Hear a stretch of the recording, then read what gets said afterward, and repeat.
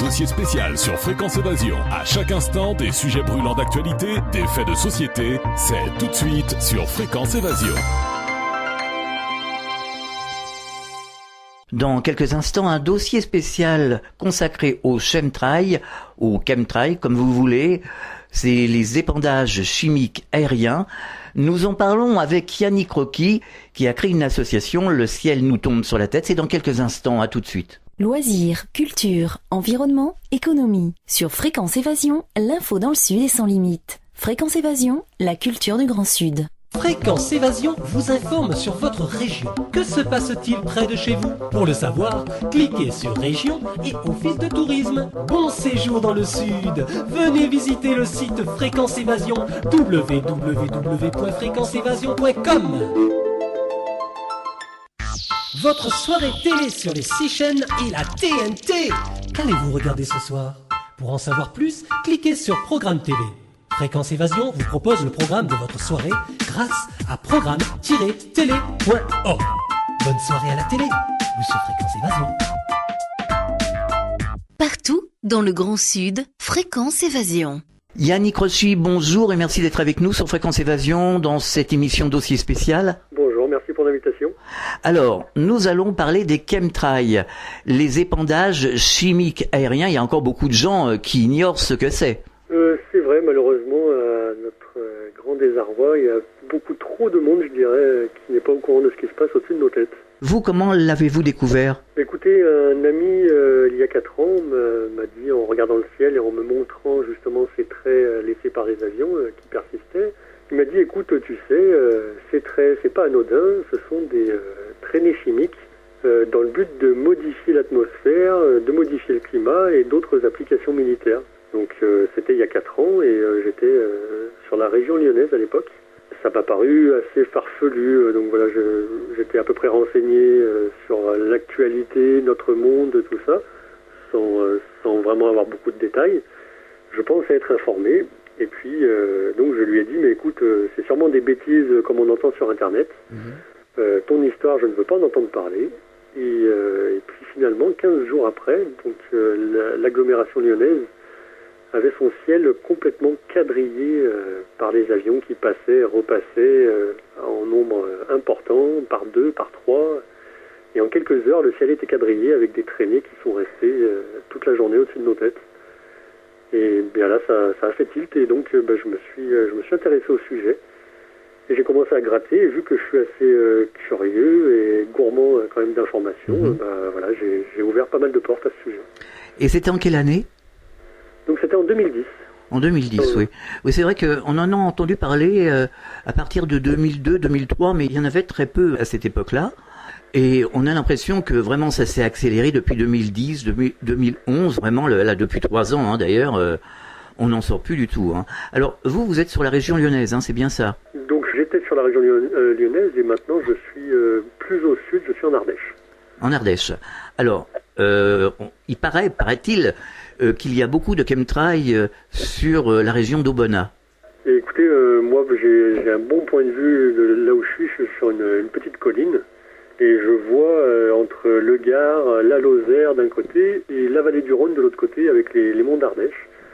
Et c'est vrai qu'au-dessus d'Aubenas, particulièrement, et avant d'arriver finalement au-dessus de la vallée du Rhône, là où il y a l'humidité, les avions, on va dire, ouvrent les gaz en arrivant au-dessus de l'agglomération. Et en effet, ils ouvrent les gaz quasiment au-dessus de chez moi avant d'arriver sur l'agglomération d'Aubenas. Alors nous avons fait récemment une émission avec Claire Henrion, responsable de l'association ACPICA, qui nous disait qu'il y avait plusieurs programmes concernant ces chemtrails. Est-ce que vous avez fait une enquête? Est-ce que vous avez justement des informations sur ces programmes? Si on associe finalement les chemtrails à la modification du climat, pour parler de cette partie-là finalement d'utilisation des chemtrails, parce que le chemtrail c'est un mot générique qui peut vouloir dire plusieurs choses. Ça peut être associé à la géo-ingénierie, à la gestion des radiations solaires, à des côtés militaires, ou en effet, pour ma part, moi j'ai quand même un gros avis sur la modification du climat, et en fait le contrôle du temps, de la météo, du climat, est un gros but à atteindre, et si on part en effet de cette partie-là, en effet là on a des dossiers qui viennent d'organismes très sérieux comme l'OMM, qui est l'Organisation mondiale de la météo, qui est sous égide de l'ONU, récemment où on a toutes les techniques de modification d'une tempête, de brouillard, faire pleuvoir, détruire des nuages.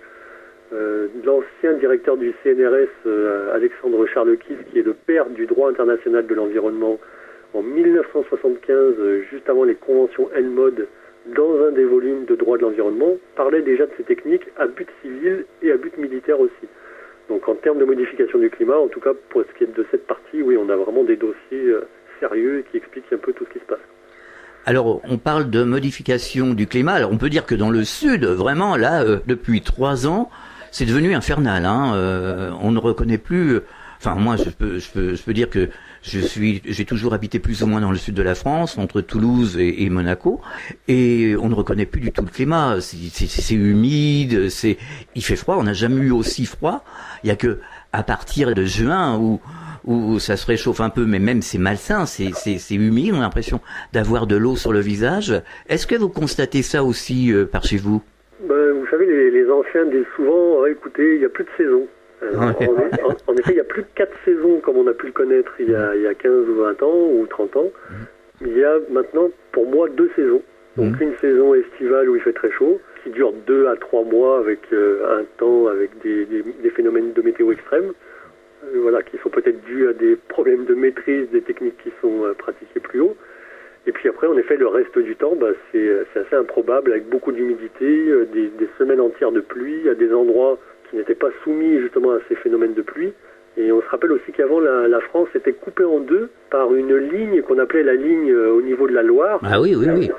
On disait, écoutez, au sud de la Loire, il fait beau, et au nord de la Loire, il fait moins beau, le ciel est chargé. Maintenant, quand on regarde les photos satellites de la météo le soir sur nos joyeuses télés, on se rend compte que c'est une diagonale qui finalement part de Nancy et qui descend jusqu'à Toulouse. Et en général, c'est vraiment le schéma météo avec des perturbations qui traversent la France en diagonale. Et c'est très répétitif comme phénomène. Donc en effet, il y a de toute façon eu un changement assez radical qui est observable. Et avant, quand on arrivait à la hauteur de Valence, après c'était la Californie. Ici, je le dis souvent aux gens qui habitent dans le nord, qui habitent à Paris ou dans le reste du pays, où les saisons effectivement étaient vraiment plus marquées. Ici, c'était tempéré. On avait 300 jours de beau temps par an. C'était sec, un climat très sec, été comme hiver, ce qui a radicalement changé, surtout depuis 3 ans. Oui, et il y a un phénomène qui est le phénomène des entrées maritimes, que vous devez aussi suivre là où vous êtes. Ouais. Et j'ai l'impression que certains jours, et en même temps c'est vérifiable encore une fois par les photos satellites et l'animation satellite, certains jours ils épandent au-dessus de la mer pour capter un maximum d'humidité avec les agents hygroscopiques qui sont vaporisés. Et après, au gré des vents, ça rentre sur les terres et ils nous font passer ça pour des entrées maritimes. Mais en fait, ils nous amènent des brumes assez immondes, je vais dire, qui viennent de la mer et qui rentrent sur nos terres et qui couvrent une bonne partie du sud de la France. Ouais.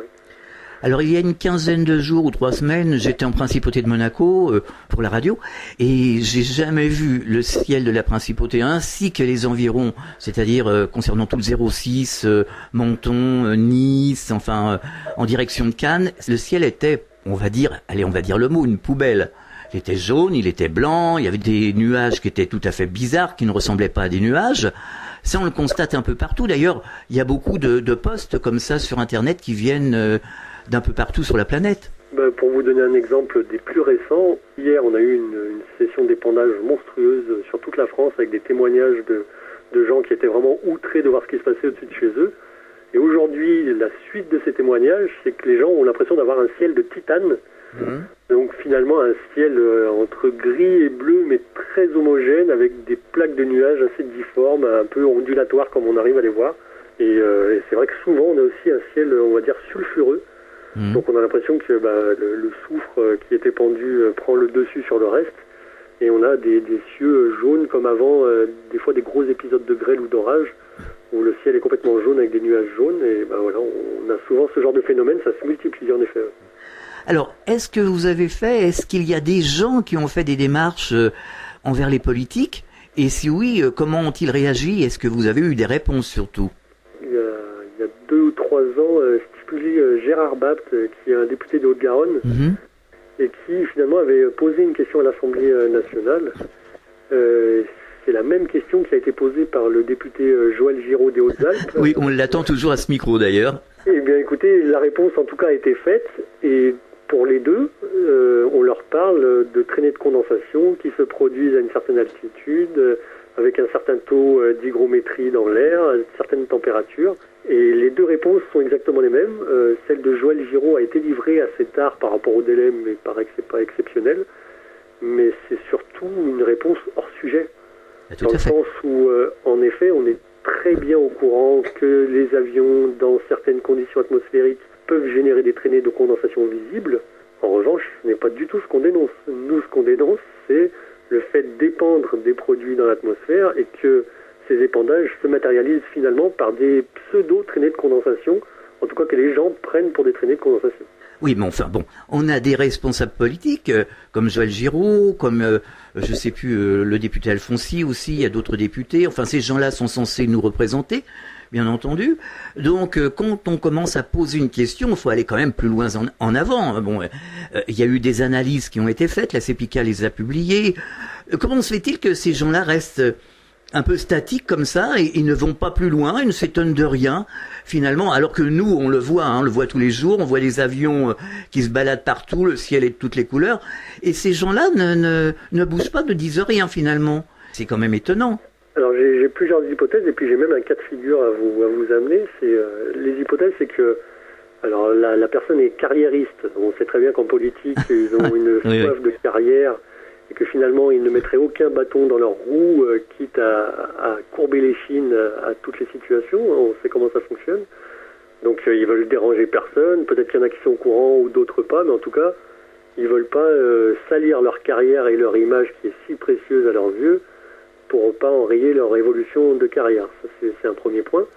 Après, le second point, c'est un petit peu ce qu'on rencontre avec nos concitoyens, c'est l'incrédulité, c'est le fait que de pas savoir que ça existe, le fait de toujours avoir le nez dans les dossiers, toujours être dans les locaux, faire des grosses journées, donc commencer tôt, finir tard, et finalement pas pouvoir se rendre compte du phénomène à part pendant 2 semaines l'été, pendant qu'ils ont un congé. Donc il y a ces deux cas de figure. Et nous, on a questionné Michèle Rivasi, qui est une eurodéputée des Verts. Voilà. On l'a interviewée parce qu'elle est passée en Ardèche il n'y a pas longtemps. Et je lui ai posé la question concernant les filaments, parce qu'elle avait été questionnée, vu qu'elle est de la Drôme, elle avait été questionnée sur les analyses de filaments, les pluies de filaments qu'on avait eues en novembre, et même qui ont été analysées par CEPICA d'ailleurs, au travers de l'Analytica. Et je lui ai posé la question, pourquoi, quand elle a demandé de faire des analyses, aucune analyse n'a été faite, qu'est-ce qu'elle pensait de cette histoire de chemtrails, d'épandage dans l'atmosphère. Elle m'a dit, écoutez, je suis pas au courant, c'est la première fois qu'on me parle de ça, je vais me renseigner, mais en tout cas, si ce que vous dites est vrai, c'est d'une gravité extrême, c'est lié aux phtalates, en tout cas ce qui concerne les polymères, les filaments, c'est lié aux phtalates, il faut faire quelque chose, je me plaindrai. Et j'ai diffusé cette vidéo sur ma chaîne YouTube, et les premiers messages que j'ai reçus, c'était, mais écoute, tu es bien gentil, mais moi, Madame Rivasi, je suis allé la voir il y a 2 mois lors d'une conférence à tel endroit, je lui ai posé sensiblement la même question que toi, et elle m'a fait le même cinéma en feignant de ne pas savoir de quoi je parlais, de ne pas connaître le sujet. Et finalement, ces messages se sont répétés, et il y a eu 3 personnes dans la même période qui ont posé 3 questions différentes à 3 endroits. Et voilà, à chaque fois, elle bottait en touche en disant « Ah oui, non, je sais pas, qu'est-ce que c'est là, comment vous appelez ça, des chemtrails, des crèmes ?» Oui. Voilà, des chemtrails, exactement. Des chemtrails. Alors, Michèle Rivasi, qui, je le précise, nous l'avons invité il y a 2 ans, ou 1 an et demi, 2 ans à peu près, à propos du nucléaire, et qui n'est jamais venue à ce micro. Elle était bloquée dans le train, mais depuis, on n'a pas eu de retour, on n'a pas eu de ses nouvelles. Et alors, ces gens-là sont au gouvernement, sont au Conseil de l'Europe. Alors, on est bien protégé par l'Europe, visiblement. Là, on a vraiment des questions à se poser. D'ailleurs, l'ACEPICA avait posé des questions il y a quelques années avec un groupement de citoyens, c'était en 2009, je crois, aux responsables écologiques du Parlement européen. Et ce charmant monsieur avait aussi botté en touche. Et finalement, le seul qui avait réussi un peu à s'imposer, c'était un député anglais, et il arrivait à poser les bonnes questions, il avait ouvert les bonnes portes, et un jour, lors d'un retour de voyage, on l'a retrouvé avec de la drogue et des cassettes pornographiques dans ses bagages. Ah oui. Donc du jour au lendemain, on n'a plus entendu parler de lui et il a été complètement décrédibilisé après ça. On marque une pause, on revient dans quelques instants. Enfin, il existe une radio dynamique et proche de ses auditeurs. C'est Fréquence Évasion, la radio du Grand Sud sur le web. Écoutez la différence. Fréquence Évasion vous donne la possibilité de dialoguer sur l'un des 3 forums. Paranormal, région et musique. Venez dialoguer sur les forums Fréquence Évasion. Cliquez sur Forum. Bon surf sur le site de Fréquence Évasion, www.fréquenceévasion.com. Fréquence Évasion, info, interview et détente. Fréquence Évasion, la radio qui fait parler les gens du Sud. Nous sommes de retour sur Fréquence Évasion. Nous parlons des chemtrails, des épandages chimiques aériens que nous subissons tous les jours un peu partout en France et sur toute la planète, en compagnie de Yannick Roquet qui a créé donc cette association Le ciel nous tombe sur la tête. Je suis allé à Toulouse récemment, toujours pour la radio, et donc j'ai rencontré des auditeurs, j'ai rencontré des Toulousains qui s'inquiètent aussi, qui nous posent la question suivante, qui nous disent « Mais comment se fait-il que l'espace aérien ne soit pas surveillé ? On pourrait balancer n'importe quoi sans que personne ne soit au courant. » Alors, il y a soit des grosses entités supranationales qui permettent de mettre ça en place, donc c'est ce que je disais par rapport à l'Organisation mondiale de la météo, qui vous avoue que dans plus de 100 pays de la planète, des programmes de modification du climat sont en cours depuis des décennies. Et c'est cette même Organisation mondiale de la météo pratique les programmes AMDAR, qui sont des programmes d'observation atmosphérique. Et pour ces programmes, les compagnies aériennes mettent à disposition un certain nombre d'avions. Donc Air France en donne une trentaine, la Lufthansa peut aller jusqu'à 200 avions, British Airways et j'en passe. Donc déjà, il y a sûrement une forme de consortium autour de ça, et puis avec un système d'arrangement et qui peut être aussi lié à l'avènement des compagnies low cost. Et après, pour le côté militaire, écoutez, là, c'est un peu la grande muette, mais hier, on avait des avions, nous, qui faisaient des ronds autour de chez nous et qui laissaient des traînées en forme de nœuds papillons, de points d'interrogation. Ah oui. Oui, ça a été observé aux 4 coins de la France la même journée, avec des avions de chasse qui faisaient des boucles et des ronds et des virevoltes. Donc voilà, rien qu'en termes d'observation, on voit qui peut être aux manettes et mettre en place tout ça.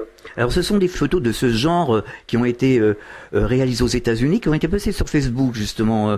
Les avions écrivent, et font des dessins dans le ciel. Oui, on avait vu, c'est un petit peu anecdotique, mais c'est vrai que c'était marqué The Last Chance. Ouais, c'est vrai qu'on se sert finalement un peu, vous savez, comme dans nos publicités, nos films, dans les dessins animés de nos enfants. Est-ce qu'on n'apporte pas un côté ludique et sympathique finalement à ces traînées en écrivant bonne fête maman finalement dans le ciel avec des traînées d'avion certains jours pour habituer un peu les gens et puis pour faire passer ça pour de la condensation. Alors comment se fait-il qu'au niveau du gouvernement, alors je vais parler de l'Élysée, alors après au gouvernement, enfin au Parlement européen, c'est censé être des gens sérieux, on est censé être protégé par ces gens-là, comment se fait-il que ces gens-là ne font pas faire des analyses illico presto ? Mais parce que je pense que c'est toujours, il y a plusieurs points de vue, mais toujours pour la partie modification du climat, il y a de la manne financière, c'est le plus important. Par exemple, en France, on a de magnifiques montagnes. Si on n'organise pas des programmes de modification locale du climat pour les enneiger pour notre hiver et faire fonctionner le tourisme, on perd de l'argent. Si on ne remplit pas les barrages qui sont associés aux centrales hydroélectriques qui génèrent de l'électricité pour l'EDF, par exemple, on perd de l'argent. Donc forcément, ils peuvent pas. C'est eux qui mettent ça en place. C'est pas. C'est vraiment eux. Ils ont quelque chose à en tirer. Donc, pour l'instant, ils gagnent du temps. Pour moi, ils gagnent du temps, même si beaucoup de gens dénoncent et ont compris ce qui se passe. Ils gagnent du temps parce qu'ils ont quelque chose à gagner derrière. Alors justement, à la rédaction, nous avons énormément de mails, d'appels téléphoniques des gens de nos régions, même au-delà, même du Québec. On a des mails qui viennent de partout, qui s'inquiètent et les Français nous ont dit à cause de ça, on va voter contre l'Europe. Ça c'est clair. Il faudra peut-être qu'ils comprennent aussi. Oui, mais de toute façon, c'est pas ce qui empêchera ces programmes. Alors qu'est-ce qui va les empêcher exactement ?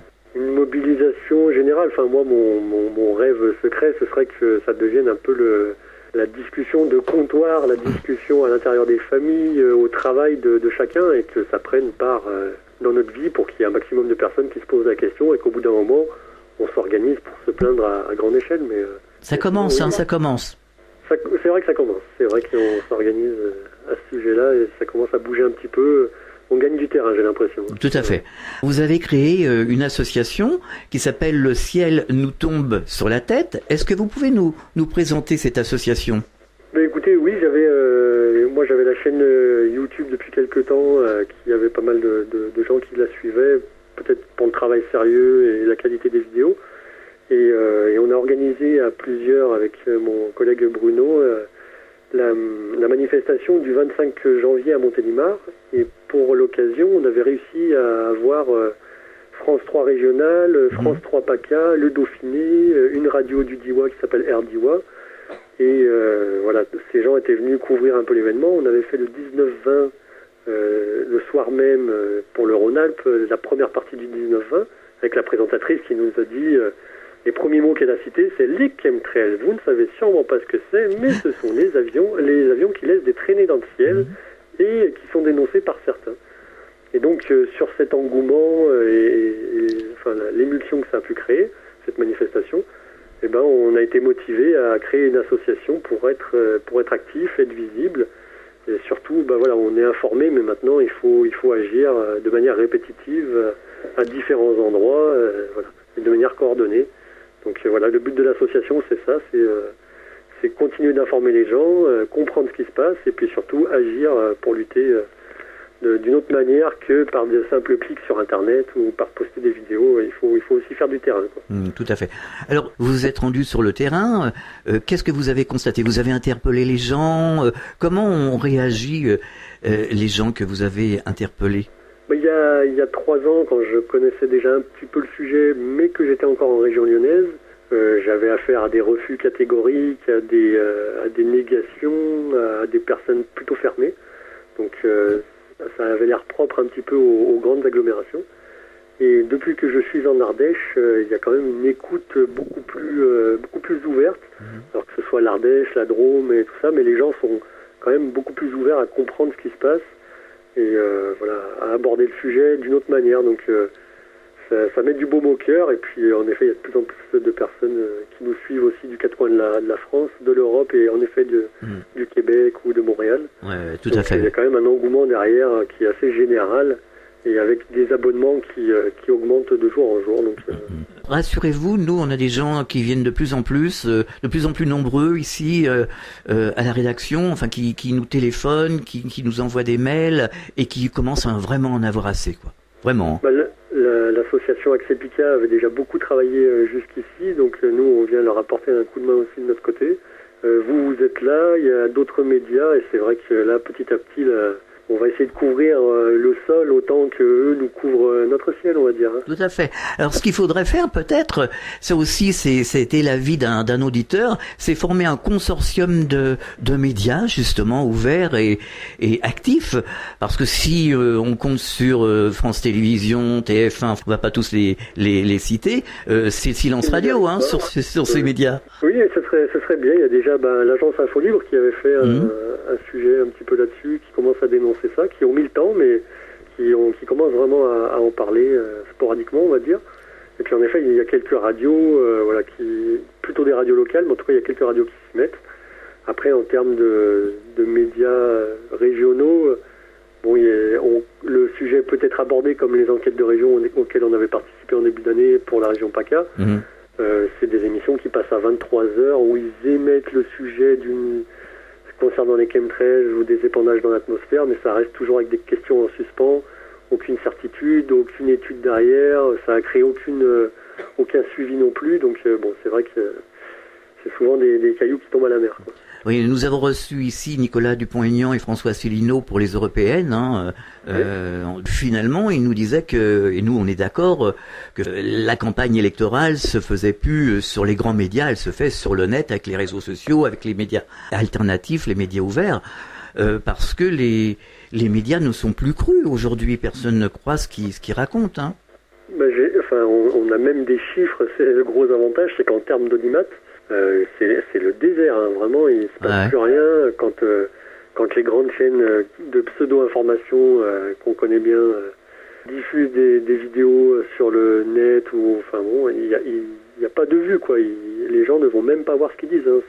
Tout à fait. Ouais. C'est fini ça. Donc c'est vrai que voilà, il y a un relais qui est en train de s'opérer et avant la censure, j'espère qu'on aura réussi à passer l'information. Quoi. Oui. Enfin, si censure il y a, si on se bouge, il n'y aura pas de censure. Hein. C'est toujours la même chose. C'est sûr. Faut bouger. C'est le but, c'est de s'imposer. Tout à fait.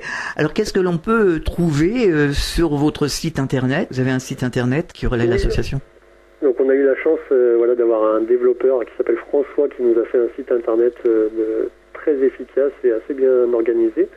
Donc, là-dessus, nous, on l'a alimenté. Donc, on a une page de présentation, on a des articles assez bien faits avec des apports de sources sérieux comme un des derniers, là, c'est l'ancien Premier ministre de la Colombie-Britannique au Canada qui suspecte le gouvernement canadien de pratiquer en ce moment la géo-ingénierie.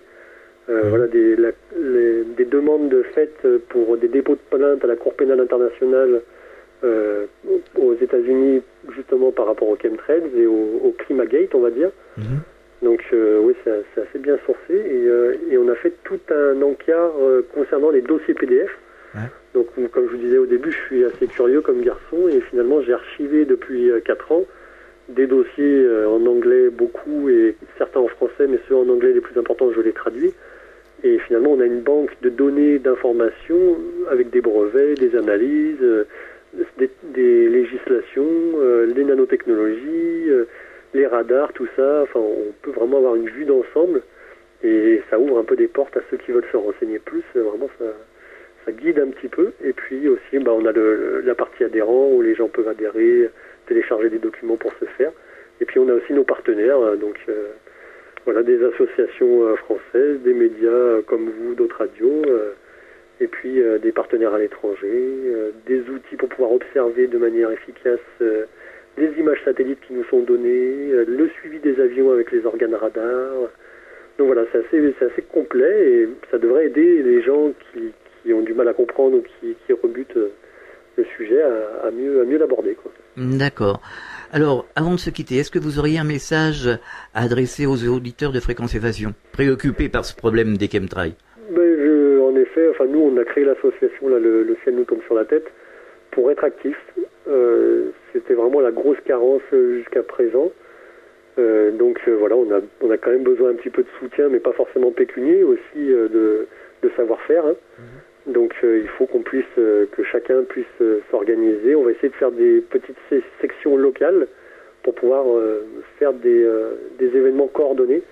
Ce qui veut dire que tel jour, dans toutes les villes de France, il y a un groupe de personnes dans les plus grandes villes, devant la mairie, en train de tracter ou de faire une information. Voilà, c'est vraiment faire des actions répétitives et coordonnées pour être le plus visible possible. Donc n'hésitez pas à nous rejoindre parce que c'est vrai qu'on a une bonne volonté, on est un petit peu fou, un peu taquin et ça porte pas mal ses fruits parce qu'on a un agenda qui est en train de se remplir à une vitesse folle alors que ça fait que quelques jours finalement qu'on est actif. Il faut même être beaucoup taquin, je crois. Je voulais pas trop en rajouter. Non, mais on a quand même des avions qui nous bombardent tous les jours. Hein. Bon, alors pour terminer, vous allez nous rappeler l'adresse de votre site internet. Donc c'est le http le ciel nous tombe sur la tête avec un tiret entre chaque mot.com. D'accord. Yannick Richy, merci d'être passé au micro de Fréquence Évasion. Vous revenez quand vous voulez. Vous venez nous donner des informations sur votre association, sur vos démarches. À très bientôt. Merci pour l'invitation. Et puis la lutte continue. Hein. Ne nous laissons pas faire. Non, on va pas se laisser faire. À très bientôt. Au revoir. Merci, au revoir. Fréquence Évasion.